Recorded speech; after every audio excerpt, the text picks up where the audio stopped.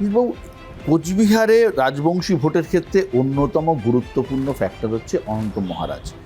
BJP যে কারণে তাকে রাজ্যসভার সাংসদ করেছিল, কিন্তু এবার তো মহারাজ অন্য মেজাজে আছে বলে মনে হচ্ছে। বিজেপি সাংসদ হয়েও মমতা বন্দ্যোপাধ্যায় হাত থেকে বঙ্গবিভূষণ পুরস্কার নিলেন, কীভাবে দেখছেন? বঙ্গবিভূষণ নিয়েছেন।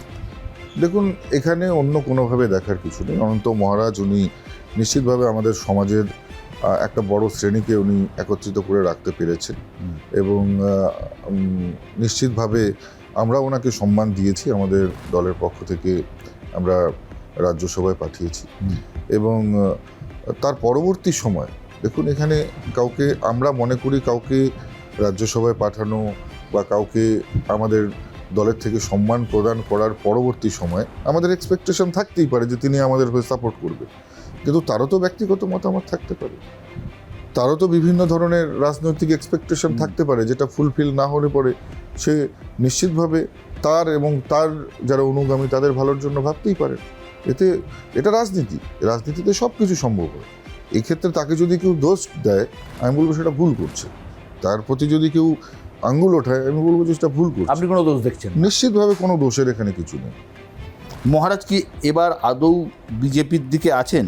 যদি না থাকেন, তার প্রভাব কতটা বিজেপি এবং রাজবংশী ভোটের ক্ষেত্রে পড়তে পারে? দেখুন, অনন্ত মহারাজ ভারতীয় জনতা পার্টির থেকেই নির্বাচিত একজন প্রতিনিধি। আপনারা জানেন রাজ্যসভায় গিয়েছে এবং এখন পর্যন্ত কিন্তু উনি বিজেপির বিরুদ্ধে বা বিজেপির বিপক্ষে কোনো কথা কিন্তু উনি বলেননি। অনেক সময় বিভিন্ন মন্তব্য করেছে, সেই মন্তব্যকে বিভিন্ন চ্যানেল বিকৃত করে অন্যভাবে দেখানোর চেষ্টা করেছে। তবে এখনো পর্যন্ত আমি কিন্তু এই ধরনের কোনো দেখিনি যে উনি বিজেপির বিরুদ্ধে কোনো মন্তব্য করেছে। এবার ওনার অনুগামীরা বা উনি কোন দলকে সাপোর্ট করবে বা কার পাশে থাকবে, কার পাশে থাকবে না, নির্বাচনে কাকে সমর্থন করবার হবে, সেটা একেবারে নিশ্চিতভাবে ওনার ব্যক্তিগত ব্যাপার এবং এই ক্ষেত্রে আমি মনে করি আমার বলবার কিছু নেই। শোনা যাচ্ছে যে বিজেপি তৃণমূলের যারা প্রার্থী হয়েছেন এবারে, তো সবই তো অনন্ত মহারাজের ঘনিষ্ঠ। হতেই পারে, সেটা তো ভালো কথা, নিশ্চিতভাবে সেটা ভালো কথা এবং সেটা যদি হয় তাতে অসুবিধার কী থাকতে পারে? নিশ্চিতভাবে ভালো জিনিস সেটা। আপনাদের কোচবিহারে অত্যন্ত বর্ষিয়ান রাজনৈতিক ব্যক্তিত্ব, আপনিও তার সাথে রাজনীতি করেছেন বা করছেন, রবীন্দ্রনাথ ঘোষ, রবি ঘোষ, তিনি এবার টিকিট পাননি, কীভাবে দেখছেন? দেখুন, এটা তো তৃণমূল কংগ্রেসের একটা দলীয় সংস্কৃতি। তাদের দলকে যারা তৈরি করেছে, তিল করে তৈরি করেছে, দলের যারা স্তম্ভ, দলের যারা পিলার, সেই পিলারগুলোকে তারা এক এক করে ভেঙে ফেলছে এবং একটা মনে রাখবেন, একটা বাড়ির সেই পিলারগুলো যখন নড়বড়ে হয়ে যায় এবং সেগুলো ধীরে ধীরে সেগুলো ভেঙে যায়, সেই বাড়িটা কিন্তু দীর্ঘস্থায়ী হয় না। তো স্বাভাবিকভাবে তৃণমূল কংগ্রেসের তাদের কি স্ট্র্যাটেজি আমি জানি না, তবে নিশ্চিতভাবে আমরা দেখেছি, ছোটোবেলায় আমরা দেখেছি যে রবিবাবুদের মতন লোকেরা তারা কি কঠোর পরিশ্রম করেছেন। এই বাম আমলে তার মেয়ের পেটে যখন কলেজ চলছিল, সেই চলাকালীন তার মেয়ের পেটে ছুরিকাঘাত করা হয় এবং মৃত্যুর মুখ থেকে তার মেয়ে ফিরে এসছে। তার পরবর্তী সময় তিনি রাজনীতি করেছেন, তার ভালো ব্যবসা ছিল, তিনি জড়িবুটির ব্যবসা করতেন, তো সেটা ছেড়েও তিনি দলের পিছনে সময় দিয়েছেন। আজকে দল যদি তাকে এই পুরস্কার দেয়, তাহলে বুঝতে হবে তৃণমূল কংগ্রেস তার বরিষ্ঠ নেতৃত্বদের জন্য কতখানি ভাবে। কিন্তু রাজনীতিতে তো একটা থামারও একটা জায়গা আছে, এমন নয় যে মানে উনি গত নির্বাচনে হেরেছেন, ওনাকে চেয়ারম্যান পদ থেকে পদত্যাগ করতে বলা হয়েছিল, সেটাও তো একটা বিষয়। তাতে কি হয়েছে, আরও বাকি বহু নেতারাও তো হেরেছে। উদয়ন গুহর লাখ ভালো, বা ইলেকশনে উনি জিতে গেছে, যদি আমি সিটটা না ছাড়তাম কি হতো তাহলে? তো স্বাভাবিকভাবেই এইভাবে লটারি করে কারোর নির্বাচন রাজনীতিতে নির্ধারণ করা যায় না। তার কর্মপদ্ধতি এবং সে যে ডেডিকেশন দিয়ে পার্টির প্রতি সৃষ্টিলগ্ন থেকে ছিল, সেটা নিয়ে নিশ্চিতভাবে পার্টির ভাবা উচিত। শোনা যাচ্ছে এবারে দিনহাটা সিটে আপনি নিজেই লড়তে চাননি। না, দেখুন, বিষয়টা এরকম না। আমাদের বিষয়টা সম্পূর্ণভাবে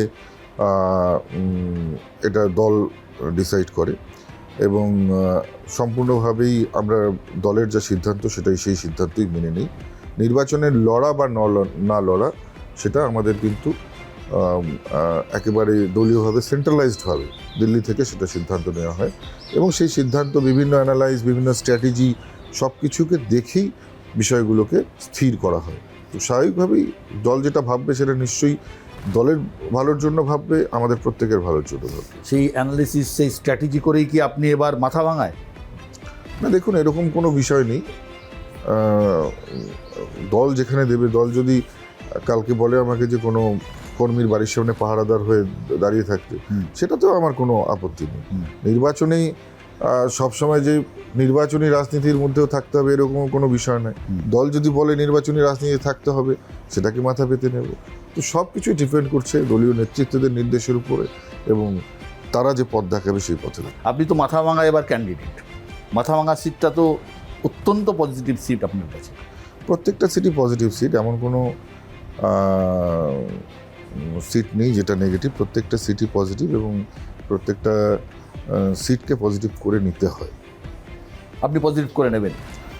না, প্রত্যেকটা সিটই পজিটিভ, আমি বলছি তো, প্রত্যেকটা সিটই পজিটিভ। আপনি কিভাবে দেখছেন সেটার উপরে নির্ভর করছে, দৃষ্টিভঙ্গির উপরে। একটা গ্লাসের অর্ধেক জল রয়েছে, অর্ধেক নেই, তো আপনি অর্ধেক খালি বলবেন নাকি অর্ধেক ভরা বলবেন, নাকি পুরোটাই ভরা বলবেন অর্ধেক গ্যাস আর অর্ধেক জল দিয়ে, সেটা তো আপনার মানে নজরের উপর, দৃষ্টিভঙ্গির উপর নির্ভর। নিশীথ প্রামাণিক একসময় ভীষণ চর্চিত নাম, কোচবিহারে সবসময় আপনাকে কেন্দ্র করে কোচবিহারের রাজনীতি আবর্তিত হতো। গত 2 বছর লাইমলাইটের বাইরে, ওই জীবনটা পেরিয়ে আবার একটা নতুন জায়গায় ঢুকছেন, কেমন লাগছে? না, দেখুন, লাইমলাইটের বাইরে বা লাইমলাইটে আমি সবসময় লাইমলাইটের বাইরেই থাকতে পছন্দ করি।